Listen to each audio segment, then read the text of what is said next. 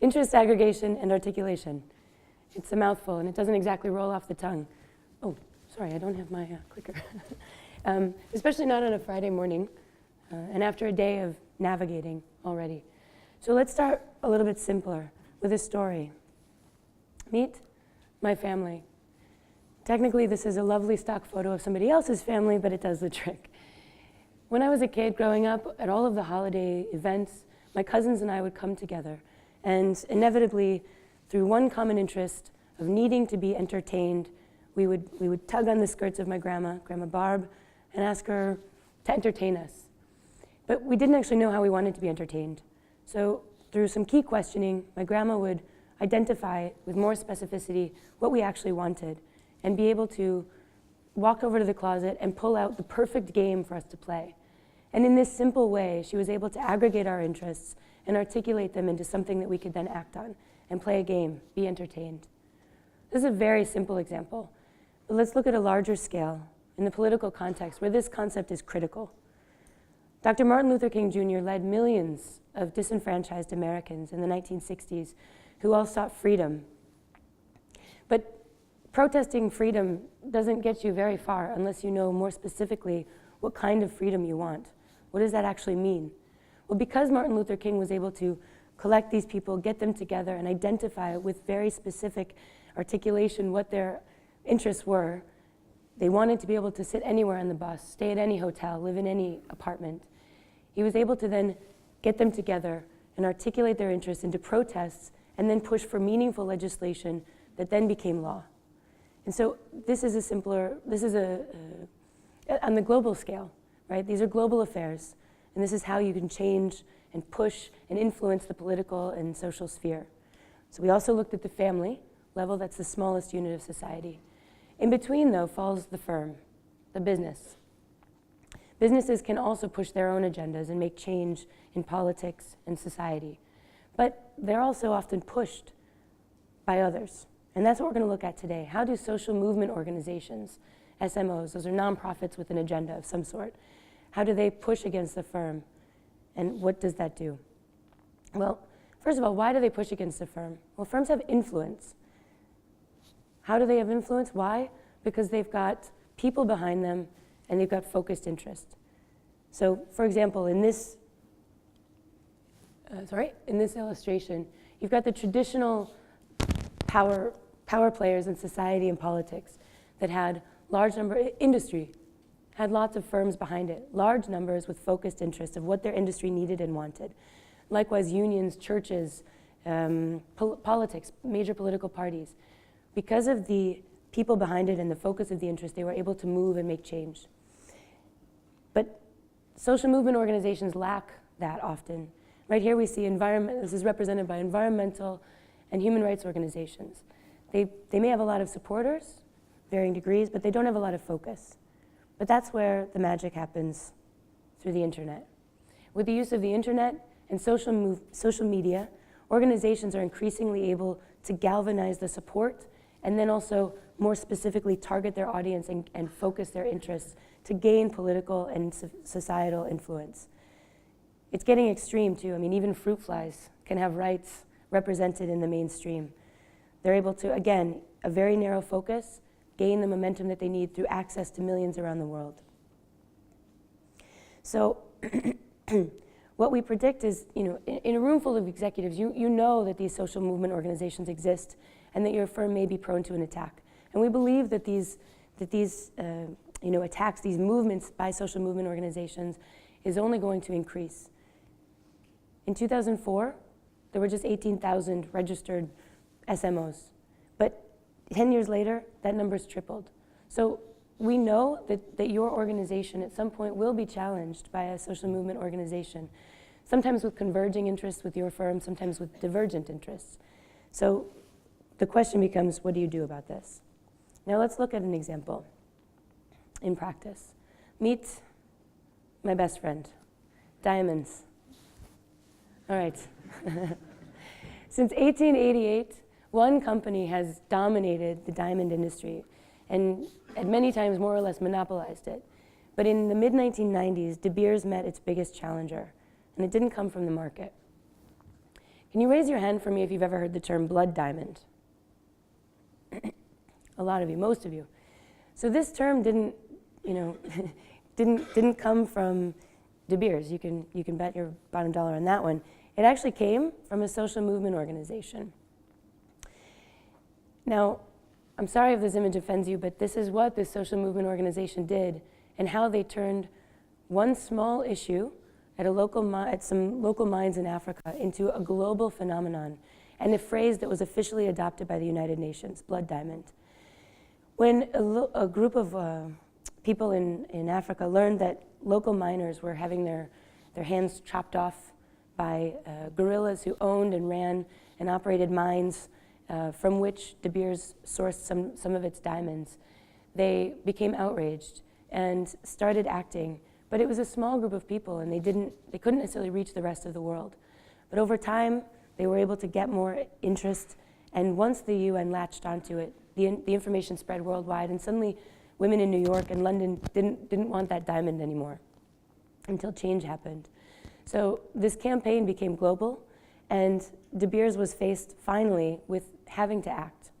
And in a few years later, it responded, but with an advertisement. Its initial reaction was to make it go away, to put together a very savvy global campaign. Notice on this campaign that a diamond is forever. It's a term we all know, it's an industry we all know, and we associate with De Beers, but De Beers' name is not on the advertising. So they were very savvy about it, but it didn't work. People continued to not buy their diamonds, and the bad press continued. So eventually, a few years later, De Beers had to act. And they became engaged in the Kimberley process, which was a worldwide collaboration with nonprofit organizations, human rights organizations, and De Beers, which ultimately, several years later, became the main process through which diamonds were certified as being conflict-free, as being free from guerrilla-run mines and blood diamonds. At some point, 99% of diamonds were certified through the Kimberley process. This had a very positive effect on De Beers. People, again, began buying diamonds in confidence, knowing that they had some measure to understand where their diamonds came from and that they were safe. Now, interestingly enough, Tiffany was one of the main buyers in the business, in the diamond industry from De Beers. And a few years ago, they began acting independently, excuse me, identifying other mines from which they could source their diamonds. And today, they're one of the most ethical diamond sourcers in the industry. And they even funded a study that led to, that was used by Fairtrade USA to develop fair gold mining. So they've really become an industry leader in ethical sourcing. Now, interestingly enough, in 2011, the Kimberley process started to become undone a bit because it became found that the certification process is not so strong. A lot of the governments that have to certify whether a mine is authentic and conflict-free, a lot of those governments have actually invested into the mines. So Tiffany is now uniquely poised in the market to move forward, and more importantly for us today, is not likely to be subject to any sort of social movement organization attack anytime soon. Now, we do believe that these attacks will continue, and only increasingly so. And if De Beers were attacked today, that attack would look much different. Before, they had years to respond. But now, with social media and the internet, it's not going to look the same. It's going to look, for other organizations, including De Beers, much different. There will be many, many more issues coming to the fore because they're able to aggregate and articulate themselves online and move against firms. So different rights from different people from all over the world will now become more prolific. And how is this going to happen? Well, in a word, fast. Facebook, Twitter, YouTube, tweets can be retweeted hundreds in an hour. Videos can receive millions of views in just a few hours. And we know that this is coming.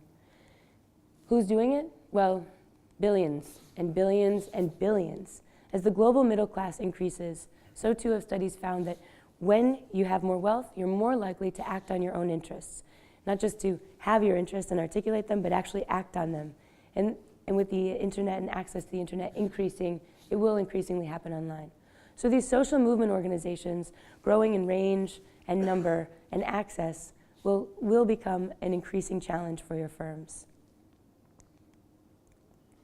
Here's a good example of one that maybe diamond mines don't resonate with you in your firm.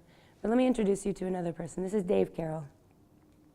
He is one man, a Canadian, which means he's a generally nice guy with a decent sense of humor. He's also a musician, and more specifically, he's a guitar-playing singer-songwriter. And he's also a customer of United Airlines. Well, in 2008, Mr. Carroll flew from Halifax, Canada, to Nebraska in the US. And he had a layover in Chicago. And during that layover, he saw the grounds crew throwing his guitar across the tarmac. Immediately concerned about the damage that likely was going to be done to his guitar, he notified 3 United employees who were indifferent. Well, you can see where this is going. When he lands in Nebraska, he finds that his guitar is destroyed. But Mr. Carroll is no quitter.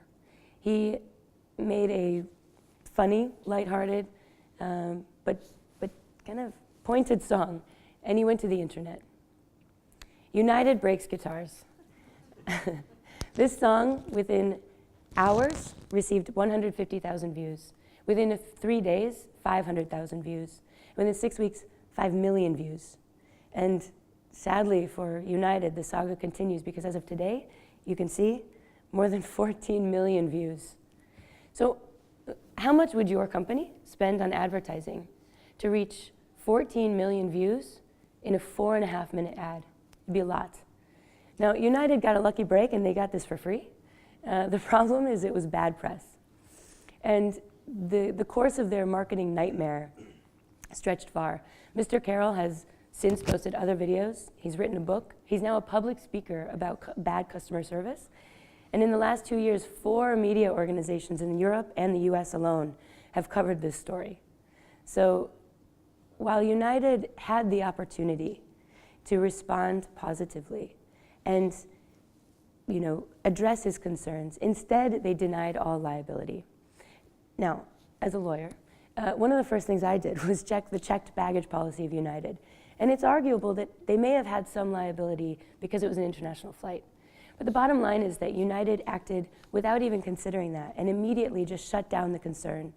And even after months and months and months, still wouldn't give. So their response, which later was a $3,000 donation to an organization unrelated to Mr. Carroll, which was viewed as inauthentic and late and not very meaningful, ended up costing them a lot.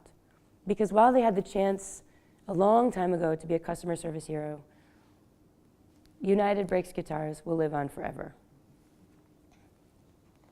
But what does this mean in the future for you? Well, we see that as internet and social media play a crucial role in the movement and influence and growing power of social movement organizations on your firms and in the political and social sphere, we identify that there are 3 likely scenarios. Will technology continue to outpace regulators, leaving us with a free-for-all, a digital anarchy in which anybody can attack anonymously from any direction at any time? Or will regulators continue to sort of try to keep pace and shift us in the likely direction from media moguls to digital oligarchs, like Mark Zuckerberg, Facebook? How much more ubiquitous will it get? Will it become able to push agendas based on advertising fees, or likewise stifle them? Or finally, will the government overreact and overregulate and prevent us from being able to express ourselves online, taking these protests offline in digital dictatorship? We don't know for sure, but we do know that you need to be ready for these. Are you? Are you prepared for all of these situations, any of them? What would you do, what would your firm do if this morning a campaign was launched against it on Twitter? Most of your companies are on Twitter, as you can see. What we want to do is introduce you to the framework that we've adopted and adapted from an IMD professor, Dr. Michael Yazigi, and show you how to identify what key attributes your firm has that might make it prone to an attack, when these attacks might be launched and articulated, for example, and how you can react, what your options are in terms of timing and tone, and the implications that this would have on your firm so that you don't become subject to a blood diamond attack. So we invite you to please join us for our workshop in M200 to better understand how your firm can relate to and prevent attacks from social movement organizations. Thank you.